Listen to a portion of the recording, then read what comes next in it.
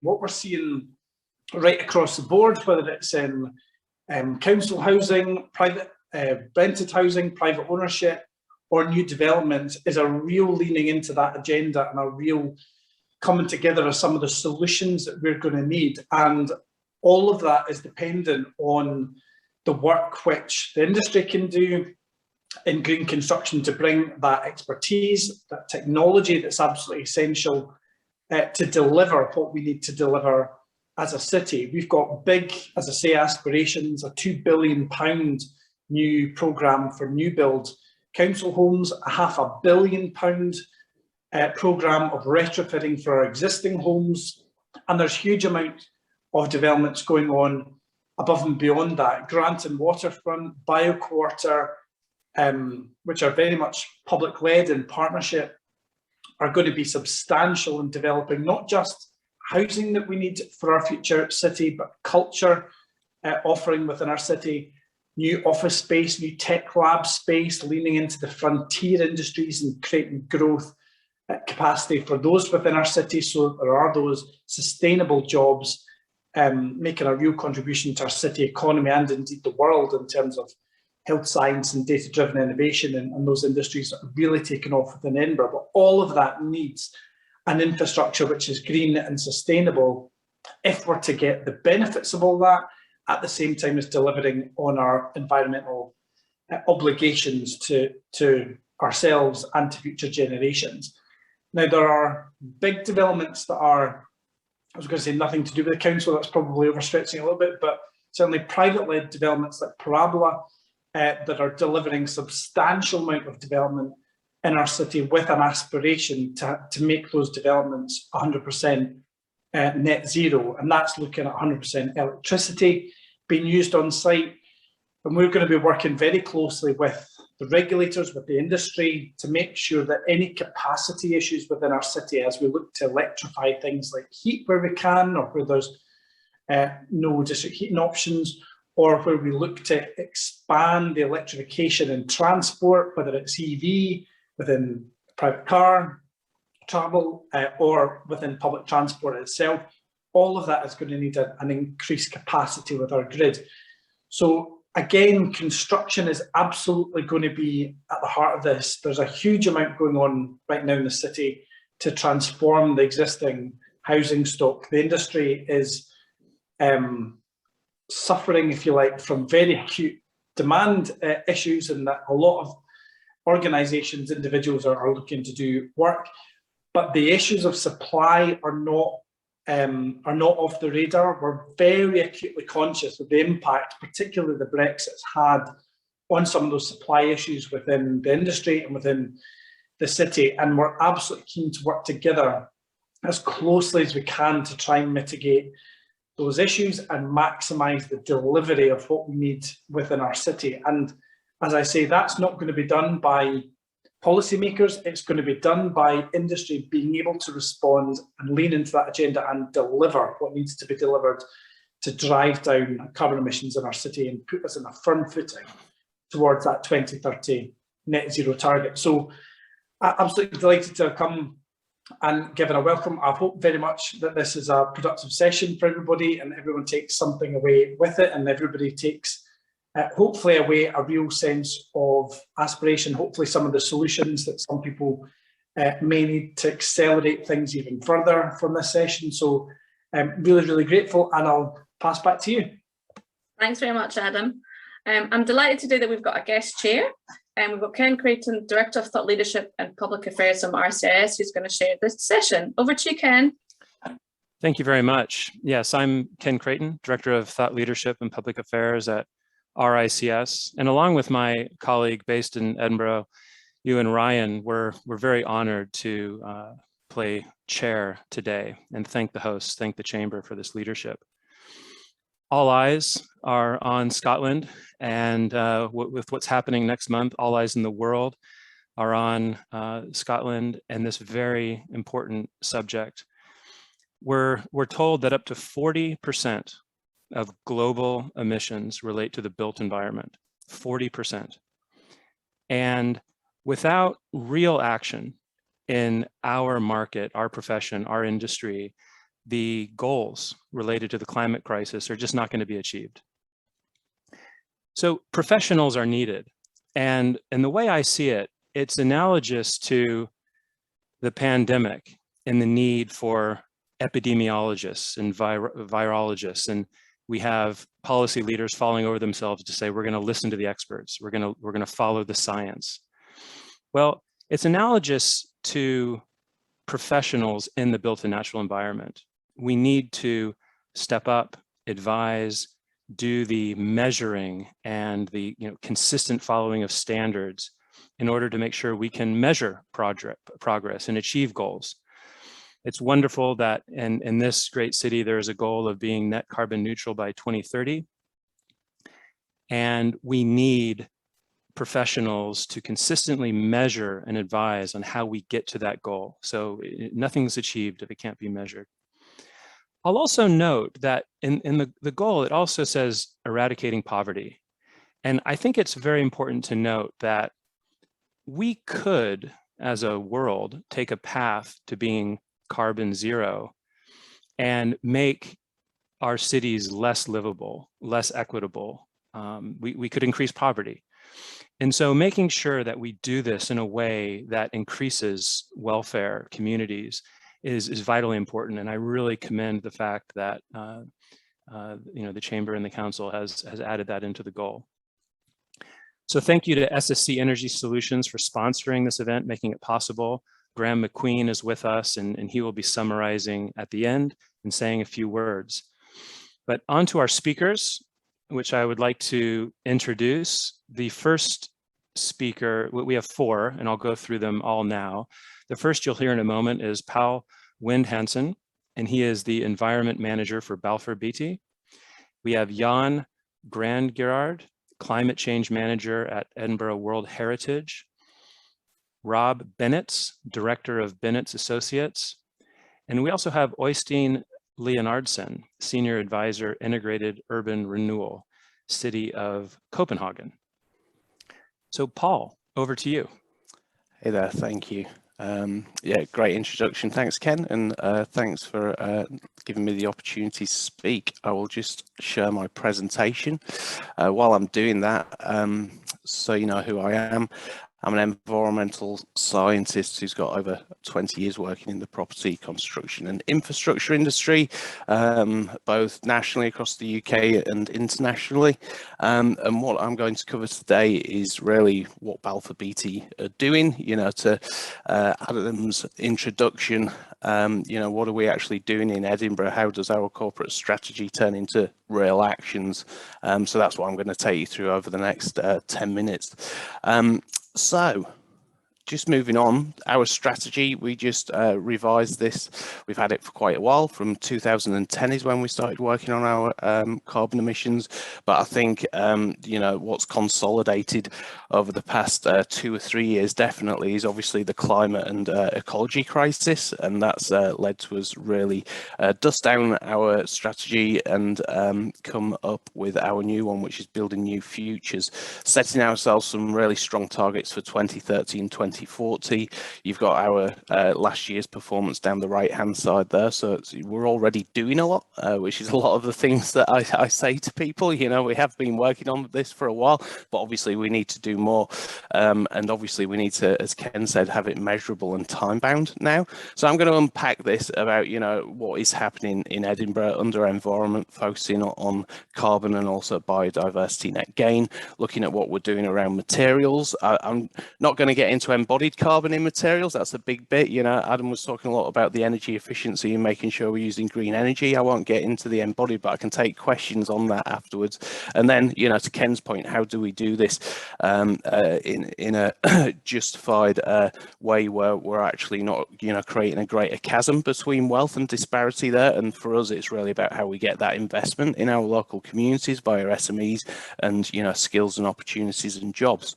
So, just starting off with our net zero journey, you know, we've set ourselves that target of 2030. What do I mean by our scope 1 and 2 emissions? When you see a Balfour Beatty site, that means the site compounds, that means the diggers, that means the drills and everything that everybody is using. How do we transition all of that to eliminate carbon? So this is what we're working on. We spent a lot of time over the past couple of years looking at the R&D into this and the new technologies. We're pretty comfortable that by 2025 our entire fleet, which is about 3,500 cars, will be electric or hybrid. And also what we're working on is how do we get hydrogen to look after the bigger bits of kit. So, you know, there's a lot of work here, and don't get me wrong, it's going to be tough. There's a big question around infrastructure, and the next cab off the rank is really around hydrogen and how we use that for the big bits of machinery. But there's a lot of work already done, and for me, I can see a real clear pathway through that. And one example of that is our North Bridge project in Edinburgh. We trialled our system called EcoNet. So what that is it's the blue box on the left, and there's a picture of it in action there in the middle. In effect, it regulates our power, turning appliances on and off, making sure we're the most efficient that we can be.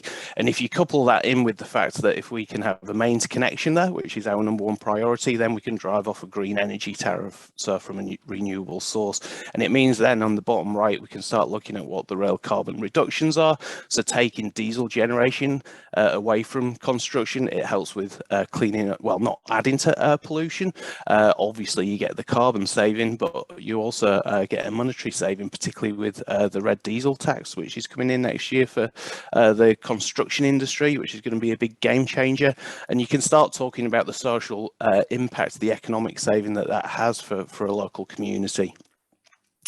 So just one that we announced last week, which I think is really exciting, is our work at the Royal Botanical Gardens and the Biomes initiative.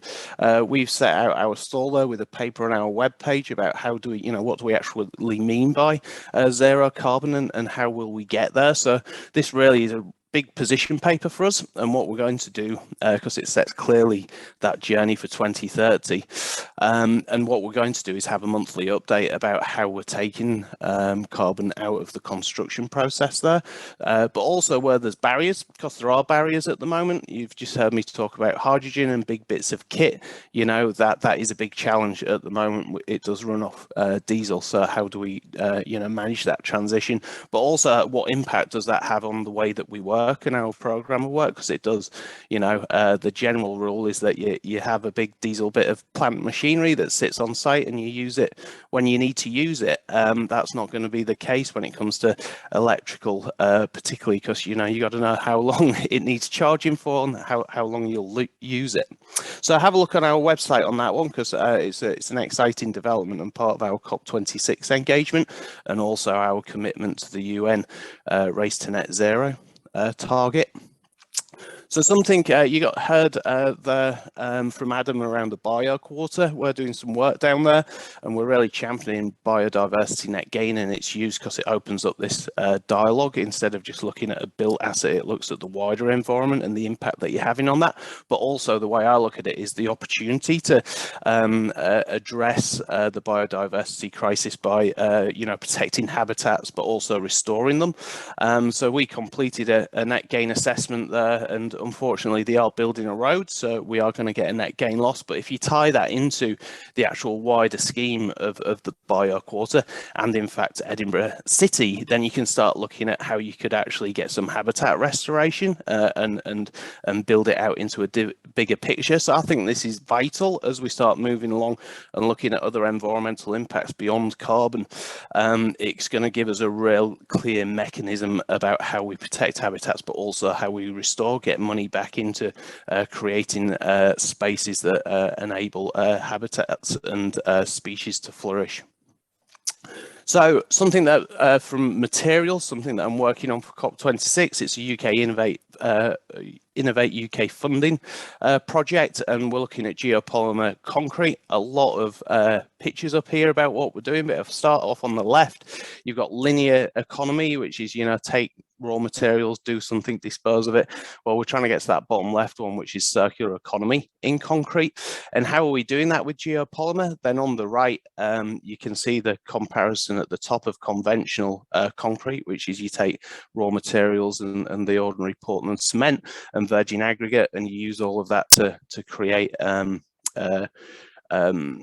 concrete. But on the bottom two, what we're trying to do is replace these virgin materials with actual waste materials. What's the point of that? If you think about it, waste materials, they've already gone through that linear economy, and so there's carbon associated with them. And if you avoid using virgin materials, you're avoiding that, the initial generation of the carbon. So that's what we're trying to do in this, but also look to other ways to do it using renewable energy sources as well. And something that we're looking at is completing a geopolymer installation. There's the project team on the left there, looking at a 40-mile radius around cities using 3D printing and precasting concrete to demonstrate the potential of these materials, but also going through the process with BRE of actually getting the British standard testing on this, because there's a big gap. This material has been used in Australia and America, but in the UK you can't use it because it doesn't meet the British standard requirements at the moment. So we really want to drive that through to give us more alternative options in the concrete material landscape. So moving on to my final bit around social impact and communities, that's what Ken was talking about. For us, it's really about, how we're generating new jobs, attracting people to the industry. As Adam said, there's a lot of investment going into this sector, and there is a skill shortage in many areas. We're feeling it acutely in our industry, and there's actually some great opportunities in there. So what we do is, we members of the 5% Club around graduates, we offer work experiences, we host loads of virtual work experience events and get engaged with STEM engagement and another school program called DEC, and look at employing graduates. So we have a lot going on there. I see this as vital. It's where I came from, and when Ken's talking about just transition, then we need to be getting the new jobs in this space. How can we, marry that up with what our school leavers and also already what our workers are needing to understand around the use of technology in construction, because it's a major thing, but also, there is a lot of work that needs to be done just to decarbonize our built environment. So virtual work placements, just some stats there. The Industrial Cadet Program, really good program that we work through, have such good engagement. I mean, it has been one benefit of obviously the pandemic is people getting engaged online a lot more, but found it a really useful way to get people interested and also get them applying into our job system and our development and recruitment process. So then just down to a bit more of the, community engagement side of social impact. We do a lot of volunteering. We have a lot of local spend, donation of materials, learning and engagement events, really getting to know the community that we're working in. And so that's the two sides of it for me, for Balfour Beatty and what we do. It's about, the skills, the employment, the job opportunities and career developments. And then there's about, working and engaging with the local community. So just to finish up on a couple of Edinburgh examples of things that we do. At the top there, when we were working at Queen Margaret University on a cycle path there, we donated materials for a pathway at a local allotment. And at the bottom, when we're working on our Northbridge refurbishment process, we donated timbers that we'd reclaimed to the Grassmarket Community Project, who then make furniture from it. So, that's the two sides for me of this just transition, and clearly, what Balfour Beatty can and are doing. And that's my slide, so I'll just finish sharing there. Thank you, Poul. That was fantastic, optimistic, complete, and a lot of great points about how we do this in the right way. I want to remind the audience to please ask questions. There is a chat function, and after all the speakers, we will be taking your questions, and Mayan from the chamber will be leading us through that.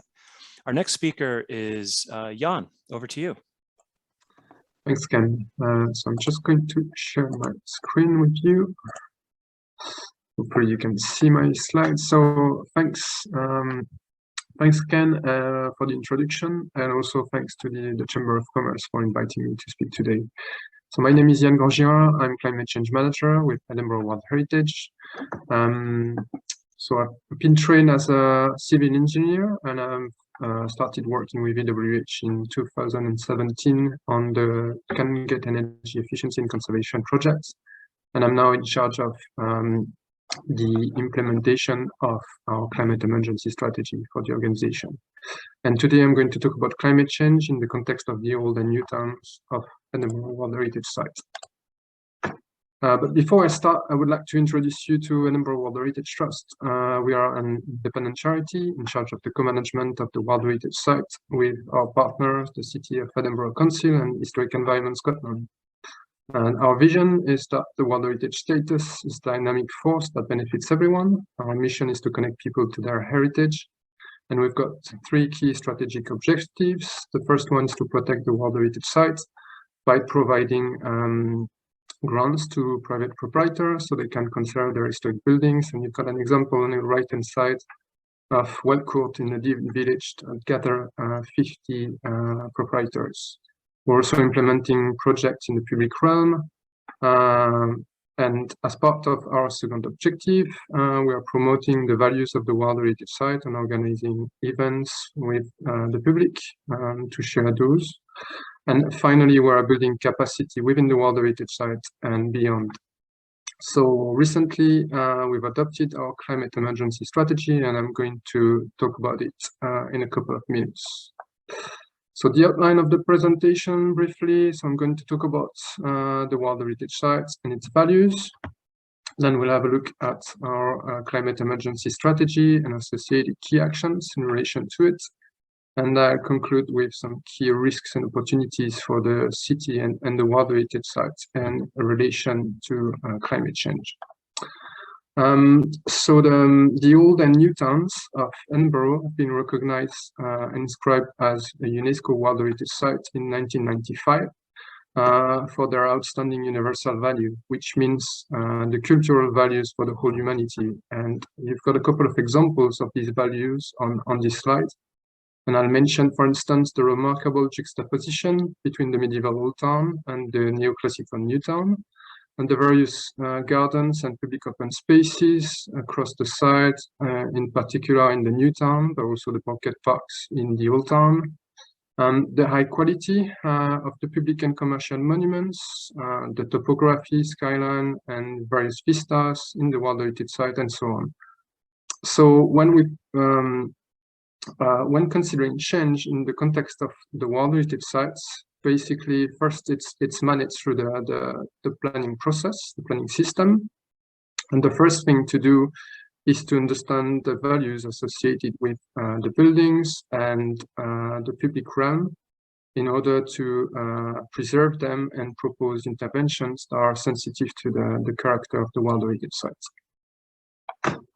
So I've mentioned our climate emergency strategy. We've adopted it in June last year, as basically climate change is becoming one of the major threats to the World Heritage Sites across the world, as recognized by UNESCO, and also to find solutions in relation to the transition to net zero.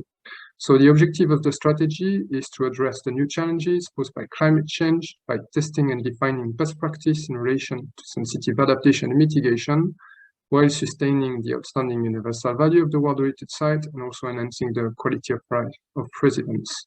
So we've got 3 different areas of work. The first one is to understand the impact of climate change on Edinburgh's communities and historic built environments. The second one is to test, trial, and demonstrate adaptation and mitigation that is sensitive to this historic built environment at a larger scale. So we are talking about defining best practice here and implementing pilot projects to define best practice. And finally, building capacity in the sector and partners organization by providing advice to the general public, but also to the main city stakeholders. So we've got a couple of key themes to implement this strategy. So there are research and engagement, innovation, training, and advocacy. So I'm going to give you a couple of examples of the projects we are currently implementing. The first one is the Climate Change Risk Assessment Project, which is a one-year project we started last year. It is part of the Atlas World Heritage Project and supported by the Place-Based Climate Action Network. And the objective is to understand and define the challenges to Edinburgh's World Heritage Site posed by climate change. The project is based on an extensive community engagement, and we've managed to engage with more than 600 participants. And we had a specific focus on underrepresented communities, so whether in heritage or in climate change. So the approach basically is a bottom-up risk assessment methodology based on values, the outstanding universal value, but also local values shared by residents. It's been designed to be a collaborative process, and we work with various city partners, including the Chamber of Commerce. And the project final output is to define a draft World Heritage Climate Action Plans based on the various impacts that we would have defined during the engagement process, the impacts of climate change. So here are a couple of examples of the interim results we managed to gather as part of the engagement process. And you can see different impacts in relation to various values. So for instance, damages to the building fabrics, or flooding, water ingress in buildings due to increased rainfalls or increased intense rainfall events. I can also mention the impact on the use of green spaces, for instance, due to floodings, or another one, which is the effect on the character of the World Heritage Site due to response to climate change, whether in terms of adaptation or mitigation. So all these elements will help us to inform a draft climate action plan that will be discussed with key partners. Another important project for us is the Canon Gate Housing Energy Efficiency and Conservation Project. So this was a pilot funded by the Scottish Government and Scottish Power Energy Networks, and that we delivered in partnership with the City of Edinburgh Council. And our objective there was to help owners to upgrade their building, and we acted as a facilitator to help the owners to act as the client of their own project. The idea here was to implement both energy efficiency and conservation work in a building that is considered as hard to treat because it's a building in multiple ownership. It's a listed building, and also it's located on the Royal Mile in the World Heritage Site. And the result of the project is an integrated and replicable delivery model that could be applied to a very historic buildings within the World Heritage Site, but also across the whole city. Now I would like to talk about the synergies between our work and the draft 2030 climate strategy proposed by the Council. And you've got an excerpt from the action plan from the strategy here, where you can see some actions where EWH would be involved. And the very positive thing about this strategy is that there is a recognition of the World Heritage Site specificities and the need for sensitive interventions as a result. What will be important, and thanks to this strategy, we'll have the opportunity to integrate these actions into other policies in relation to the World Heritage Site. And I'm thinking about the World Heritage Site Management Plan that will be reviewed in the coming month, but also the city plans or any other pieces of policy that are to come. This strategy is also an opportunity to develop partnerships and joint initiatives with key city partners, and also leverage funding to develop and implement those actions that are much needed. Finally, I would like to conclude by touching on some key risks and opportunities for the city in the World Heritage Site in relation to climate change. So as you may have understood, there will be an increased need for maintenance and repair all across the World Heritage Site and the city as a whole. And therefore, this is going to put more financial pressure on private proprietors, but also public and private bodies. It would be critical in the process to adapt to climate change and in the road to become a net zero city, to protect the World Heritage Site and its outstanding universal value. And as such, it will be critical to make sure that we get the supply chain ready, as it's been mentioned already by Paul, to implement this transition to net zero. So we'll need new skills. For instance, in the context of historic buildings, we'll need people able to upgrade the efficiency of the historic buildings while preserving their character. We'll need an increased workforce, and for instance, at the moment we are lacking stonemasons, and this transition to net zero will be an opportunity for new markets as well. What would be important too is to support residents through change by providing advice and funding, and as a result there will be a need for more resources to do so, but also more funding for everyone to contribute to the transition to net zero. And finally, what will be critical is to work in partnership, and this could be done through joint projects, also using existing networks like Edinburgh Adapts. And overall, I'd like to say that the transition to net zero is an opportunity to strengthen the conservation, the understanding and the appreciation of the World Heritage sites, but also it's an opportunity to improve the quality of life of residents, of people who visit the World Heritage site or working in this part of the city. That's the end of my presentation. I'd like to thank you for your attention. Thank you, Yann. There's no doubt that your focus and your work is just fundamental to achieving these goals. Thank you for that overview. Again, I'd encourage the audience to send in your comments and questions, which we will go through after the speakers. So please use the chat function. And I'll turn over to our third speaker, Rob Bennetts. Over to you, Rob. Thank you. I think someone's going to bring up the slides for me. Here we go. And while they're getting to the full screen stage, I'll just briefly introduce Bennetts Associates. I mean, my wife and I, Denise and myself, we met at Edinburgh College of Art, trained as architects, went to London and worked for 10 years, and then set up Bennetts Associates in about 1987 in London. And it wasn't long before we had a call to set up a studio in Edinburgh. So we've actually had a studio in Edinburgh since '94, and we now have one in Manchester as well. We're about 75 strong. So we've got the resources to do all kinds of things. And this is a brief overview. So there's libraries, theatres, hotels, theatres, and other things. Next slide. And this is the kind of stuff we've been doing in Edinburgh. So we've got the Bayes Centre on the left-hand side, the Informatics Forum, which is part of the same development to the bottom middle. We've got an older project on the right, it's over 20 years old now, for BT at Edinburgh Park. And up at the top right, this is our current biggest project, which is to refurbish and revitalise the old Royal Infirmary on Leonardsen Place, which we're doing with Balfour Beatty. And that's on site at the moment. It won't be ready till back end of next year. Now, all of these buildings in one way or another have been pushing the boundaries of sustainable design, from the Bayes Centre and Informatics, even the BT building, but right through to refurbishing existing buildings, which is absolutely critical. If you go to the next one, please. A couple of projects at the moment on the left and the right, I'll come to a second, but the point in the middle is it's about measurement, and Ken made a very valid point about that right at the beginning. We don't get anywhere unless we measure what we do. So we've been measuring our projects for 30 years. We measure our own activities, which is a diagram in the middle, and we've signed up to a thing called science-based targets, which is quite difficult to do, but we're the first architect to do it, but lots of companies have now done it, and we measure everything we do in terms of carbon and then set targets to reduce a little bit every year. And so in the last 5 years we've been doing it, we've reduced our emissions a hell of a lot. And if you take that circle in the middle, that dates from about 2 years ago, but of course last year business travel virtually vanished and other things started to happen with our energy. For example, people working from home were heating their homes more. So the balance changed quite a bit last year, and we're getting back to normal now. So we'll have better figures coming up.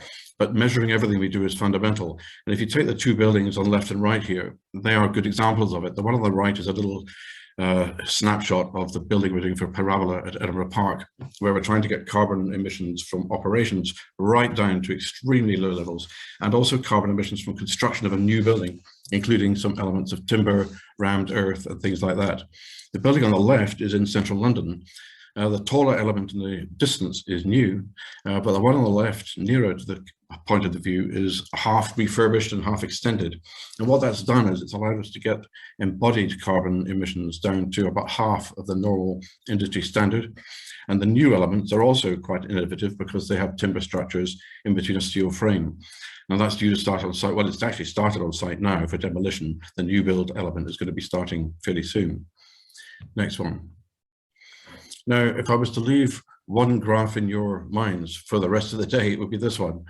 This shows operational and embodied carbon, and the red line starting up to the bottom, you can see it goes from 2020 to about 2050 along the bottom line, and the red line is the cumulative carbon emissions from the operations of an efficient building. It happens to be the council offices for Camden Council in the King's Cross development down in London, which we measured for several years after it's finished. So you can see that red line cumulatively gathers pace as it goes through the decades. So a building that is 30 years old is where it stops on the right-hand side. And of course, it can go on to 60 or 100 years. The white one on the left-hand side is the spike you get when you measure the carbon emissions from construction. So the fact is we built a new building and it's ended up with a huge amount of carbon emissions right at the start. And the line of operational carbon never really catches up with it. If you take that high level of white dotted line across the graph, it actually should be going up too, because every 15 years or so, you'll do a refurbishment, renew the carpets, perhaps the surfaces. So that white line will eventually go up too. And the red line never really catches up with it if it's a reasonably efficient building. So the message for this is operational carbon is only one part of it. The more important part is what you do in construction. And if you have to build new, then it's already you're on the back foot, you're on a disadvantage in terms of carbon, and the figures for most city plans, including Edinburgh and so on, don't make much play of the embodied carbon from construction yet, but they really ought to if we're going to get to net zero by 2030. But it also puts the emphasis on to refurbishments. You don't build a new building unless you have to, refurbish an existing one and make better use of the existing building stock. So that's the principal message of this graph. Next one. And then turning to Edinburgh, of course, we've, as Yann said just now, it's got a fantastic heritage in the middle of town, but this is about a city of 500,000 people. So how do we deal with it? It's all the buildings of various types add up to about 50% of Edinburgh's carbon emissions in the built environment, slightly more in a city like this in Northern Europe than some other parts of the world. 40% was mentioned earlier on.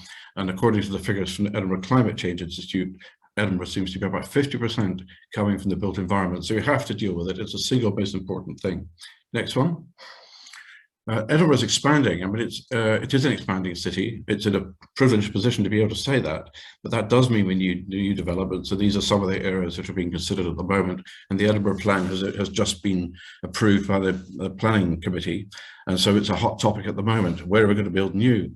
But I think that the big issue is, what else do we do other than new build? And if you look at the next graph, this is an extract. Next slide, please. This is an extract from the report by Edinburgh Climate Change Institute. It's a very good report. It's a very lengthy report, but it shows on the pie charts on the right, the reduction from 2020 to 2030 and onwards to 2050 of the different sectors that are putting carbon emissions into the environment. And as you can see, the white one, which is domestic, and the public and commercial one, they together, the buildings are adding up to about over 50%, which is interesting.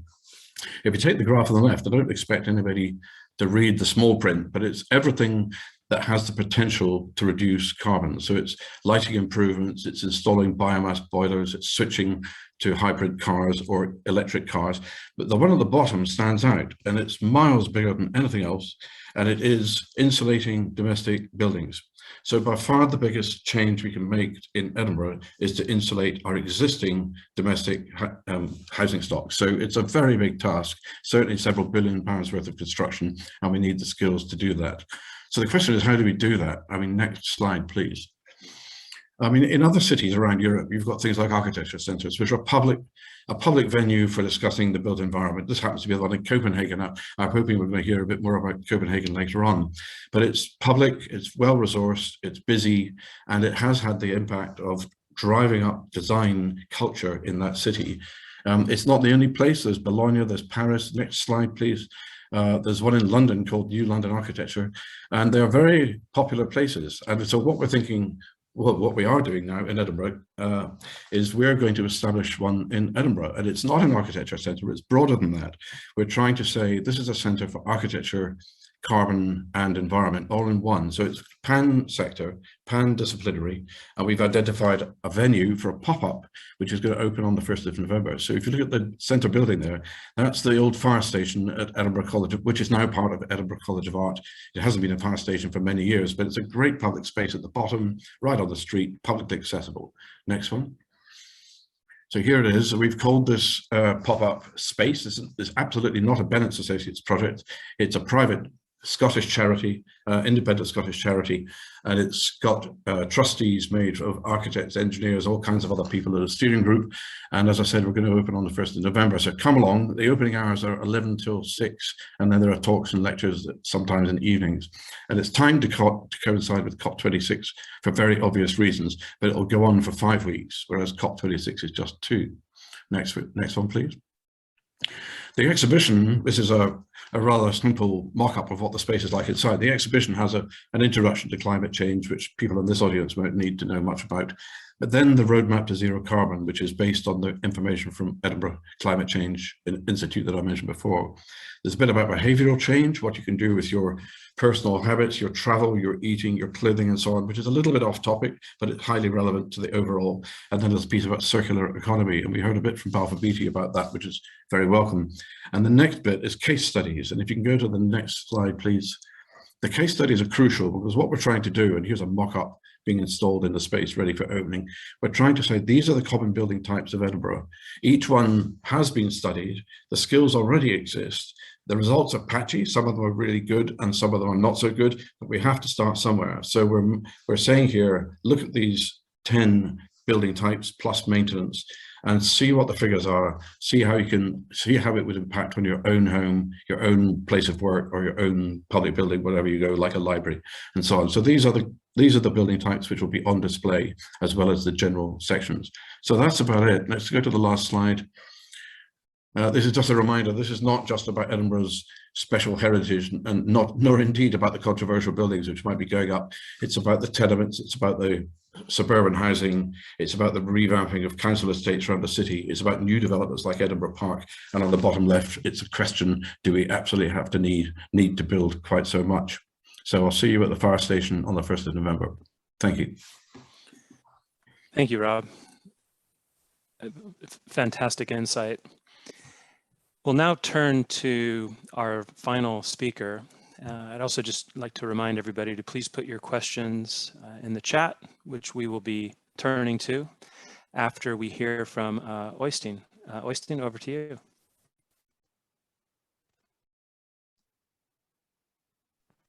And yeah, sorry, too many buttons to press at one time. So thank you for inviting me, and I'm very happy that I had the possibility to skip a presentation about what I'm going to present to you, because today we have a conference for all citizen agents on our climate plan. So basically what I'm doing is talking in stereo. Next to me, 65 people is listening to more or less the same. So what I'm going to talk about is the Copenhagen goal of becoming carbon neutral in 2025, and how we are trying to engage the citizens in that process. We started way back, and I think that that's quite crucial to you as well, that nothing happens overnight. It took us 3 years from 2010 until 2012 to make the current climate plan. And we broke it down into 3 different periods with each roadmap. And we have just adopted the roadmap, the last roadmap, and even had an addendum to it that will cover the last 5 years. I'm also going to talk a little bit about the perspectives, but that will be later. So as you can see, we have been going on for quite some time. So what have we, where are we right now? We have almost a 60% reduction in the period. We have even more reduced the carbon emission per capita, and that's because in the same time Copenhagen has grown by about 100,000 inhabitants. So that's a challenge as well. That shows that transport is still an issue. even though we have had an decrease in carbon emissions from all other sources, we haven't been able yet to really find a solution for transport. That will be something for the future. We said we would be carbon neutral in 2025. Here I show you how far we have gone. And as you can see, we will not reach the target. And that is due to basically transport. So that will be a focus area for us. We will still try to reach carbon neutrality in 2025, but it's not an easy task. The current roadmap, which is the third and the last, has 47 initiatives that, as shown in the graph, will reduce another 200 tons of carbon dioxide. And then there has been adopted an addendum to even further reduce the carbon emissions. The climate plan is divided into 4 themes. There's about energy consumption, the energy production, mobility, and the city administrative initiatives, meaning what can we do as a city. This is also known as Scope 1 and 2. To those of you who don't know what Scope 1, 2, and 3 is, in short, Scope 1 is what you can do yourself, that's city administrative initiatives. Scope 2 is what is locally produced. That's the way how much we use for heating, how much we use gas in the cars, etc. And Scope 3 is the climate effect of what we are doing to the planet, meaning when we buy a mobile phone, it will be produced in China. If we eat fish that's or drink whiskey from Scotland, it has a climate effect as well. So that's Scope 3. So most cities are working within Scope 1. We are working within Scope 1 and 2. And the next plan we're going to look at will also embrace Scope 3. So energy consumption, energy production, mobility, and the city itself is the 4 pillars. And I will shortly go through some of them. Energy consumption is the way we live, the way we work, and we have a goal of reducing the heat consumption and the power consumption in commercial service sectors. We are also looking into using the city as a source for renewables. We are talking here about solar cells, and you probably know the weather situation in Edinburgh as well as in Copenhagen.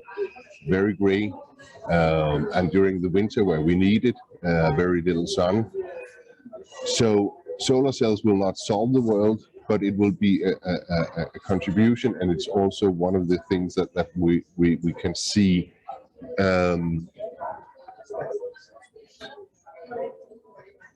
One initiative that I think you, from a commercial point of view, also could use was what we called Energy Leap, where we co-create with private enterprises on reduce energy consumption in their buildings, and where we and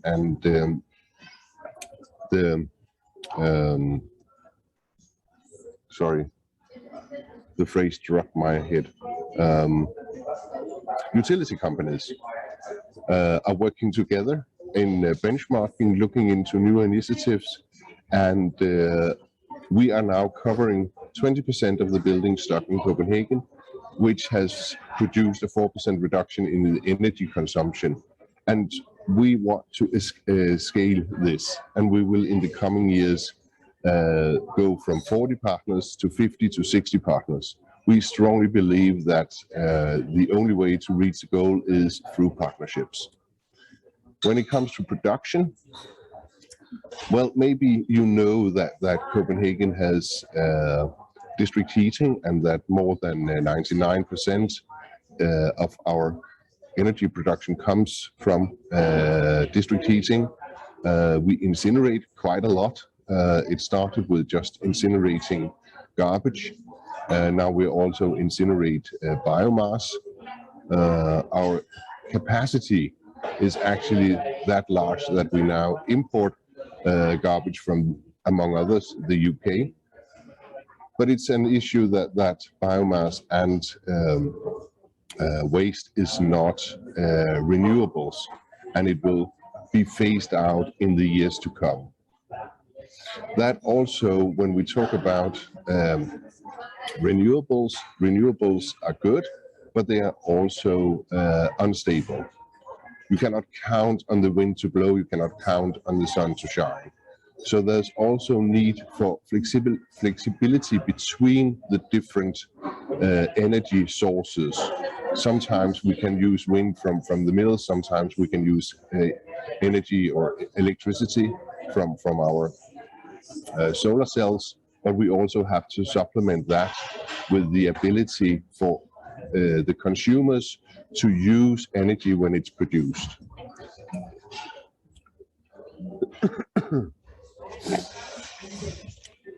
As I said, mobility is a key issue, that even though a lot of people in Copenhagen use their legs and their bike, still there's a lot going on wheels.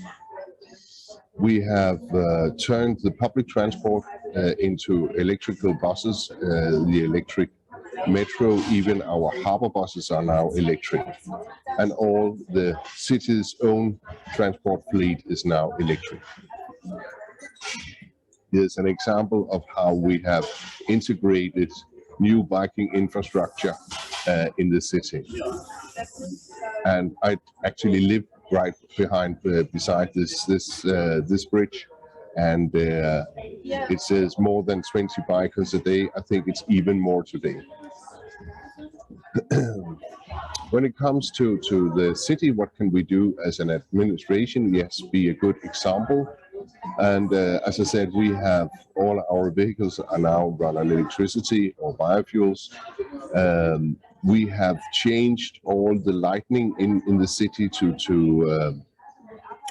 reduce the energy from lighting, and we're looking into how can we reduce energy consumption in our administrative buildings by better administration or smart technologies in using energy. That also talks into the flexibility. Just as an example, we have now adopted a strategy on construction machines. The city is constantly being changed, and we want to have these machines turning into electrical or biofuels. It is not an easy task, but I think from an industrial point of view, those who can make these kind of machines running on renewables will have a great market ahead of it. Looking into the future, we, as I said, has just adopted a new roadmap, and we are now looking into how can we change mobility, how can we have more offshore wind power. One of the ways to change mobility is parking fees. That's something we can actually do. We can make more cycle superhighways between us and the suburban areas, construction machines, and last but not least, and that's where I'm currently very active, is what we call the Climate Task Force. I'm going to talk a little bit about that.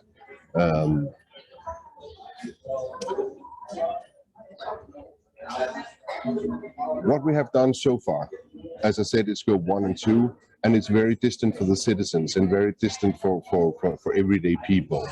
So with the goal of the Climate Task Force is to integrate these overarching strategies into local demonstration areas and engage the citizens in the green transformation, and also use these local demonstration areas as living labs to scale the good solutions to, as we write here, other parts of Copenhagen, but also for you, when you get the chance to visit Copenhagen, to see how we engage the Copenhageners in the green transition.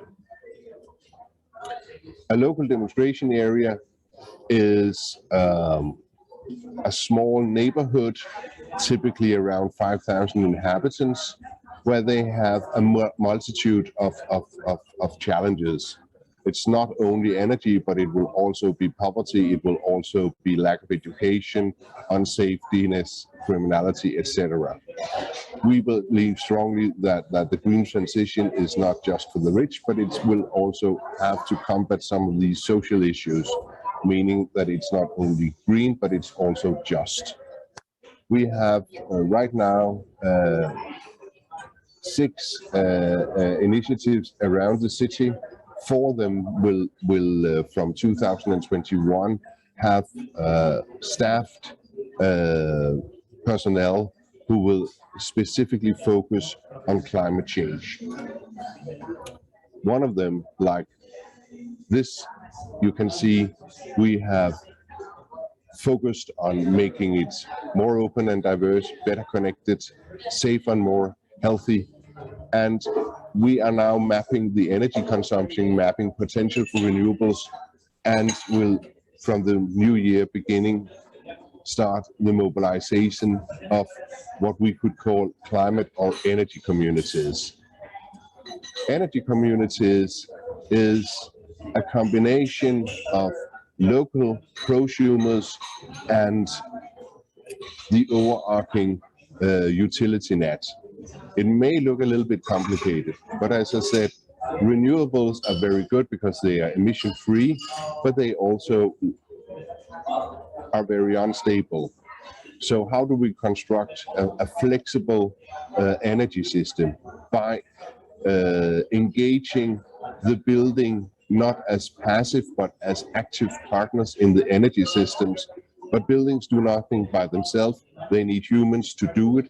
They need humans. So thinking both in energy flexibility, energy reduction, change to renewables, but also in the social and the community, I think we will be able to make the green and just transition even deeper and even more engaging for the citizens. So the climate plan after 2025 will be looking into new energy systems, heat pumps, biomass, geothermals, but also the consumption and buildings and initiatives where we combine everything, like here in the energy community. Yes, I think that was sort of the introduction. Thank you. And I will now open the chat to see what you have asked questions about. So let's see. And I know that you've only got a couple of minutes, so I'm going to read you personally. You have to leave, and then we'll go to the panel. The first question is, how do you make more of a cultural norm, as in the case of cities such as Copenhagen and Amsterdam? The first question. Sorry, Mayan. Maybe my internet connection is bad, but I only heard 1/3 of your words. Okay. How do you make cycling and walking and active travel a cultural norm in a city like Edinburgh in comparison to, let's say, Copenhagen, Amsterdam, where you already have that culture shift? How do we try and support, you know, our citizens to become more walking and city? Well, yes, I think, of course, it takes, as I said, it will probably take years. Nothing will happen overnight. But one very important part of transforming your city into a city with bikes is how how the way you are using your public space. If there's only room for cars, don't be surprised that there will be a lot of them. So if you make a lot of room for pedestrians and bicycles, then they will start using it. So when I moved to Copenhagen back in the 80s, there was a lot of room for cars, and it was really dangerous, and you felt unsafe going by bike. And then we slowly started putting up bike lanes and reducing the space for cars. And that's part of the transition. But also that we have programs for kids learning to bicycle. For immigrants, expats, when they come to Copenhagen, they will be offered a course in bicycling. And very fast people found out that the most efficient way to get around in the city is by bike. Because if you're going by bus or taxi or car, you will be stuck in a queue. And you cannot predict when you will arrive. Whereas if you go by bike, it's very predictable. So making it easy to make the choice, but also having educational programs for kids and others, I think that's part of the solution. They have more cycle lanes in Edinburgh, and they've got spaces for people, so it's starting, but hopefully we'll get to where we are with Copenhagen and Amsterdam. One other question for you, Øystein, because I know you have to go, so it's quite a long one, so I'm just going to try and cut it down if I can. Because Greg, with regards to incinerating your waste for energy production, what infrastructure is in place for this? And how do the incinerating plants manage emissions, i.e. filtration systems, etc.? And it also says, is your opinion, could this be easily implemented in a city like Edinburgh? That's incinerating waste and using that for energy. Yeah, well, I don't believe in easy. There is no easy way. I think we have been working on this for at least 30 years. Denmark is a very small country, so when mass consumption began back in the 60s and the 70s, we very fast ran out of landfill possibilities. So we had to change strategy. We couldn't just move further into the hills or out in the sea. So landfill wasn't really an option for such a small country. So that's where it sort of began as solving a landfill problem by burning it. Then we started making pipes all over the city. And now we have the city completely covered, but it has taken a long time. And it has been a partnership also with the state. And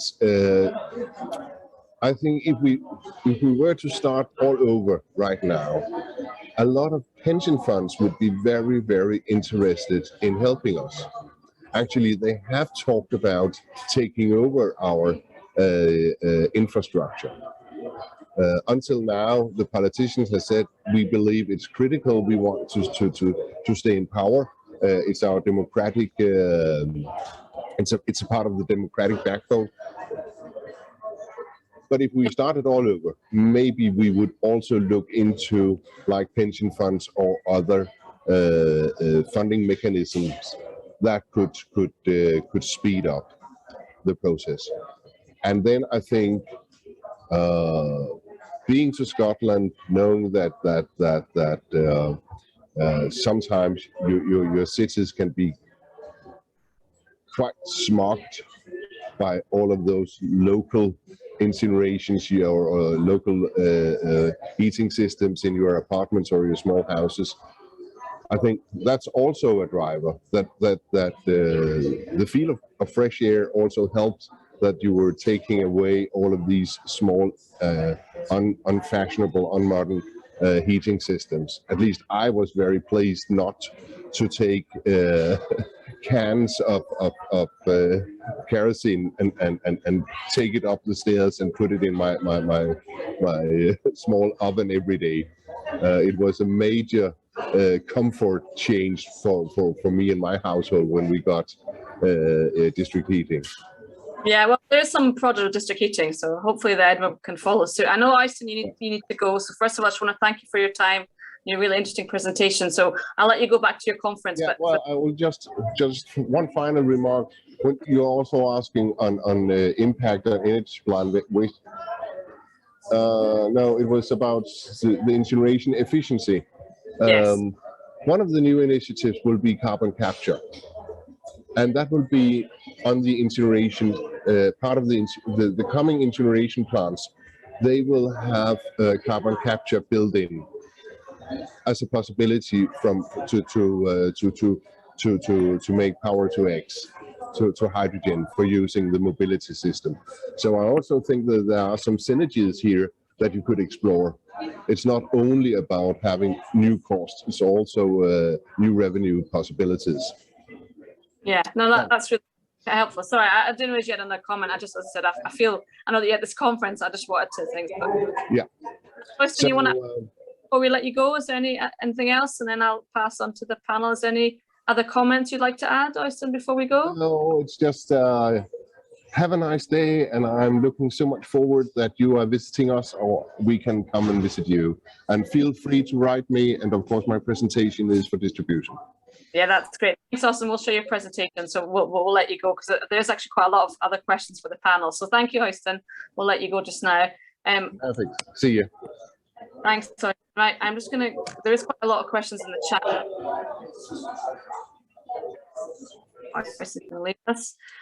The first one is to Poul. What are your and Balfour Beatty's thoughts on switching or increasing off-site manufacture of components where possible? From Stuart down. Yeah, it's a key part of what we'll have to do. So in terms of off-site solutions, modern methods of construction, Balfour Beatty, we have our own off-site solution facility up on the Wirral near Liverpool, mainly focused on mechanical engineering, electrical engineering, that kind of thing. It's going to be something that happens more and more.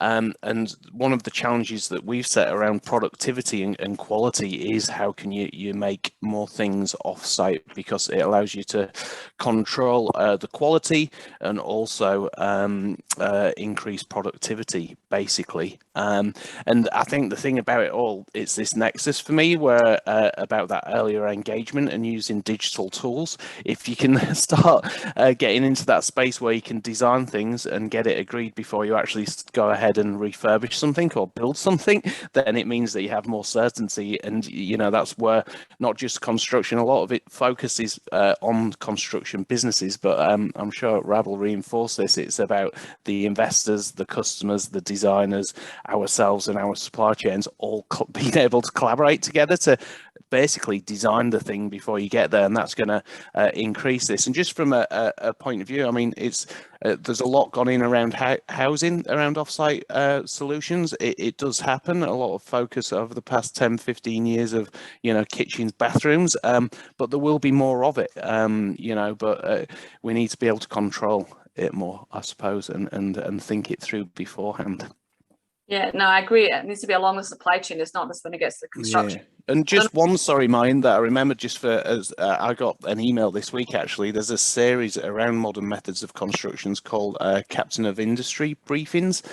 So there's I've yet to get through them, but our guy who's leading on that in Scotland has flagged it with me to have a look. And apparently it's a really good series of what is already there. So, you know, that would be a good source for people.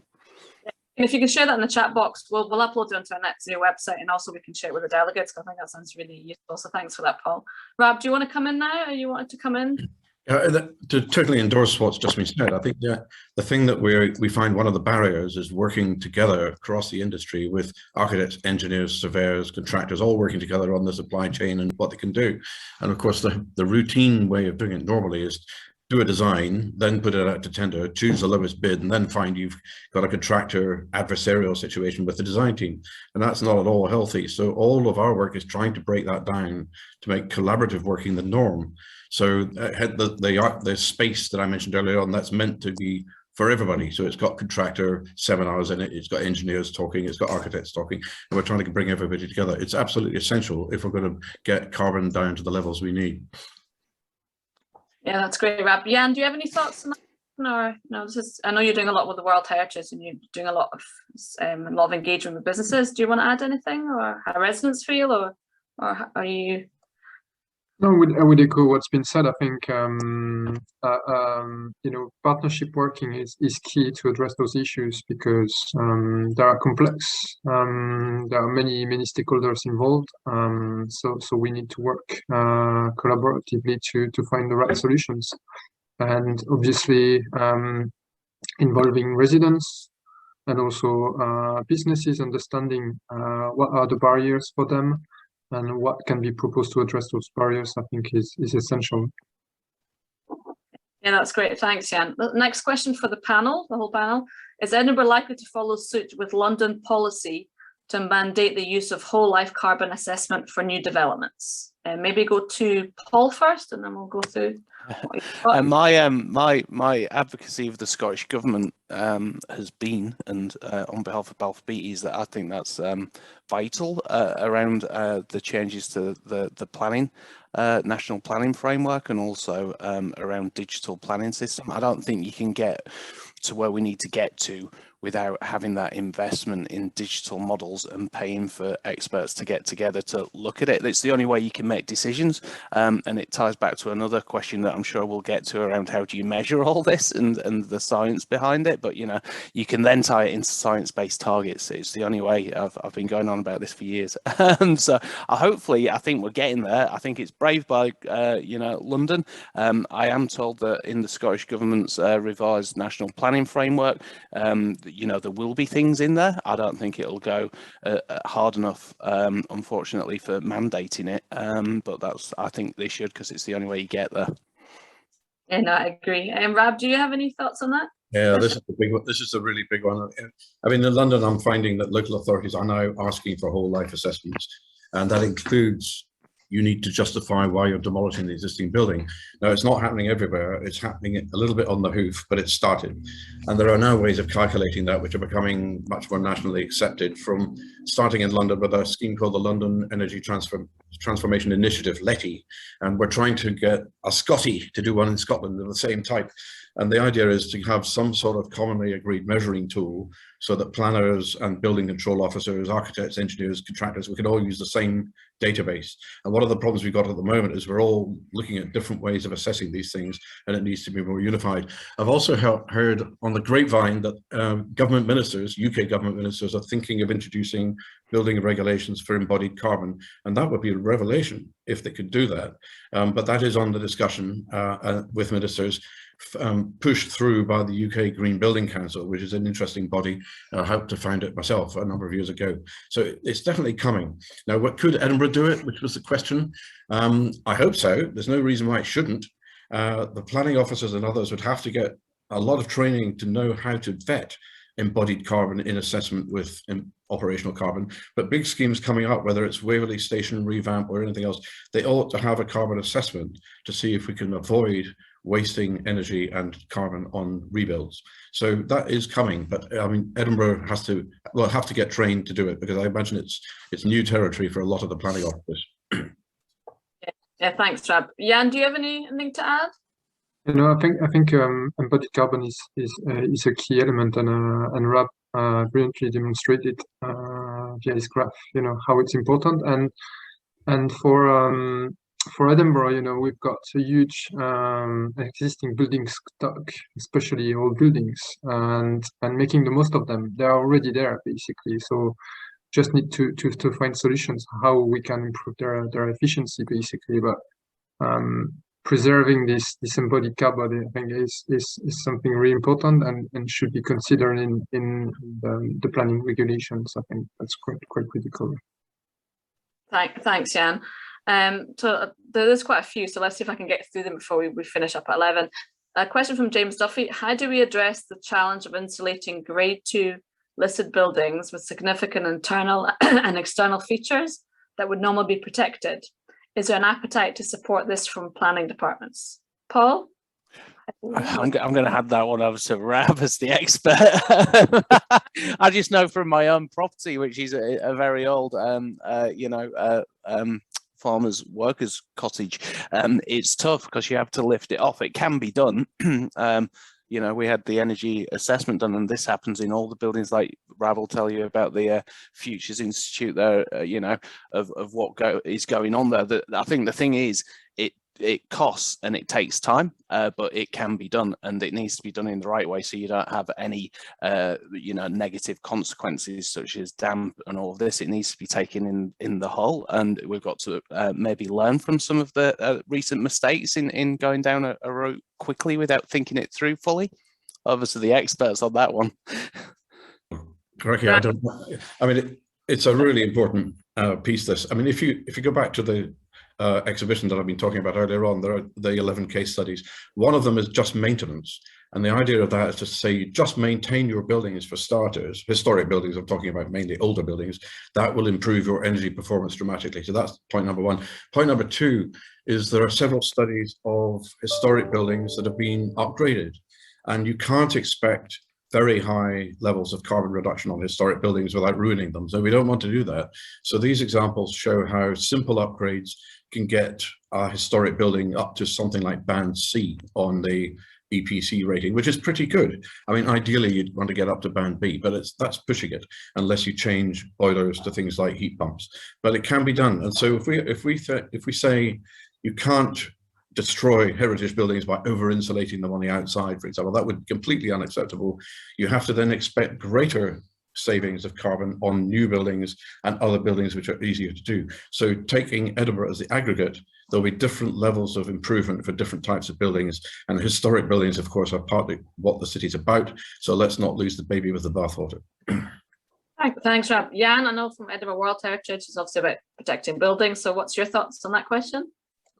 I cannot agree more than what we've been said by Rob and Paul as well. I think we can do improvements, that's for sure. I think what we need to understand is there is a limit to what can be done, and we always need to find the right balance between conservation and energy efficiency.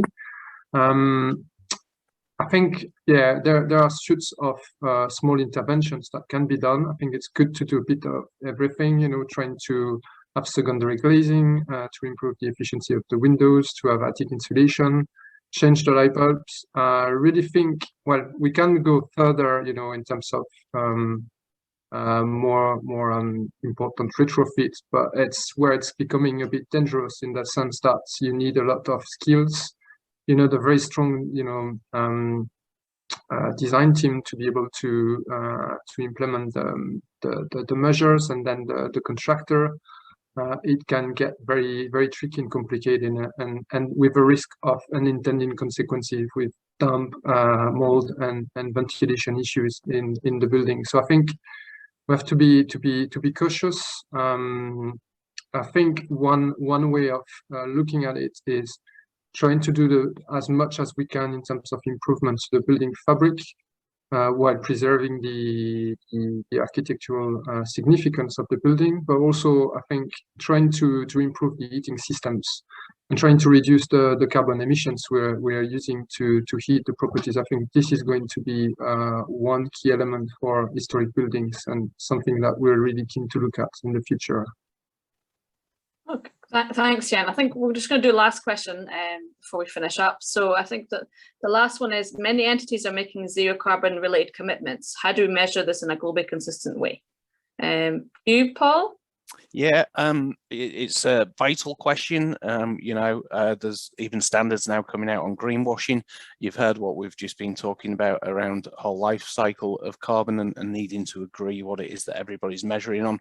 The built environment is complicated because, you know, there's lots of different materials that are made in different ways and all of that kind of stuff. So it's not easy, but the way through that, I think, is the path that a lot of, well, the UK is definitely on, and I know the Scottish Government is with their requirements around, you know, carbon reporting and energy efficiency. So basically for us, it's about committing to a science-based target. You know, the science-based target initiative is vital for companies, and it would be great if all of the companies did that, because obviously it's easy for me to say that working for a big, you know, corporate, but, you know, with the size of things, then that's where the largest amount of the emissions are. So it's a bit of a peeling of the onion or a pyramid.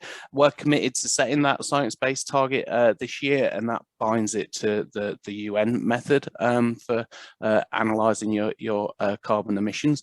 And then it also falls down through the global greenhouse gas reporting protocol, and for ourselves, how that then moves into our annual reporting process. So while I think we're 10 years behind where the corporate reporting process should be, I think it's made good grounds over the recent years. And if you just look at Balfour Beatty's change in our annual reporting over the past 3 years, it's now fundamental to our annual performance reporting, and that's bound by that greenhouse gas reporting protocol. We're going to have a science-based target, which is bound by the UN protocol around greenhouse gas emission targets, and then we have independent verification from the Carbon Disclosure Project. So as a man of science, then for me, you have to base it in science and numbers that can be agreed and comparable. Thanks, Paul. Rab, your thoughts to that question? I'm Yeah. slightly distracted by other questions that were coming in, and sorry if I don't answer that one. I'll go on to the timber one. The thing about timber, which is in the chat, is it is vitally important, and we can get the embodied carbon numbers down. And the point about calculation always applies. You've got to apply science-based targets and assessments to all of the calculations to see if it works. Now, the Scottish timber industry isn't all that well geared up to doing buildings, so there's a challenge for Scotland. It's got lots of potential for forestry, of course, and it's got lots of potential for timber construction, but it's not doing that at the moment, and we're finding we're importing timber from abroad, which is crackers. So there's a challenge for the future. Now, when it comes to assessment, I mean, the emphasis, as I said, is on calculation. And I was recently talking to a major bank about what they're doing in the funding of fossil fuels, and even they're onto calculation now. They're reducing their impacts. They're trying to wean themselves off the investment of fossil fuels over a longish period of time, perhaps too long. But that's all this corporate consciousness of responsibility has really caught on, and it's starting to have major results. Thanks for that. Yeah, I saw the timber question, but I'm conscious we're running out of time. Yeah, I realise that. Yeah. And our members like to keep it to 11. They're kind of used to that, Rab. So thank you, Rab. I'm just going to pass on to Graham McQueen from SSE, who have kindly sponsored today's events, just with a vote of thanks. Over to you, Graham. Thanks, Maya, and thanks very much to everyone who spoke today. I think it's been a fascinating discussion. I think when we, from an SSE point of view, we know, speaking to customers, that you think about net zero targets and the challenge that we all face, and it can be very intimidating. But I think the biggest thing I would take away from today is that I'm much more optimistic, because I hear of all the great work that's going on, the likes of what Balfour Beatty are up to, what Edinburgh as a city is up to. As someone who used to live in Edinburgh and some very drafty student accommodation, it's great to see some action being taken. So it's fantastic. From an SSE point of view, we're principal partners of COP26, which I think has been mentioned a few times today as a really important thing that's happening very, very soon. So we look forward to the discussion that we've seen today continuing. And from an SSE point of view as well, we've got lots of products and solutions that can help and address this issue to help us meet net zero. So we've got a new website launched there a few weeks ago that kind of brings together all that we have to offer. So please pick up the phone, pick up the email, talk to us, and we're happy to help you to meet your needs as it goes on. But just finally, thanks to Edinburgh Chamber for putting on such a great event today, and thanks for everyone for attending. That's great. Thanks, Graham, for first of all for sponsoring the event. Thank you to our speakers, to Yann, to Rab, to Paul for the interesting discussions and our presentations. Thank you to Ken for guest chairing our event today. Just to say a couple of events coming up. The final in the series of this event is focusing on the food and drink sector, and that's on the 28th of this month. We're also coming together with a big COP26 Edinburgh Summit on the 3rd and 4th of November. We've already got over 100 booked on, so there's about 20-30 places left. If you want to come along, we've got really interesting speakers, and I hope you have a wonderful day. And also, we have a net zero website, so if there's any other events you'd like us to promote on your behalf, or any articles or information, Paul, we'll share those briefings that you sent over, so that's really interesting. And I hope you have a wonderful day, and thank you for the delegates for attending. I think we've had a really interesting discussion. I think we probably could have been here for another half an hour, but I would like to try and keep it to time. So thanks you again, and have a wonderful day. Take care, everybody. Thank you.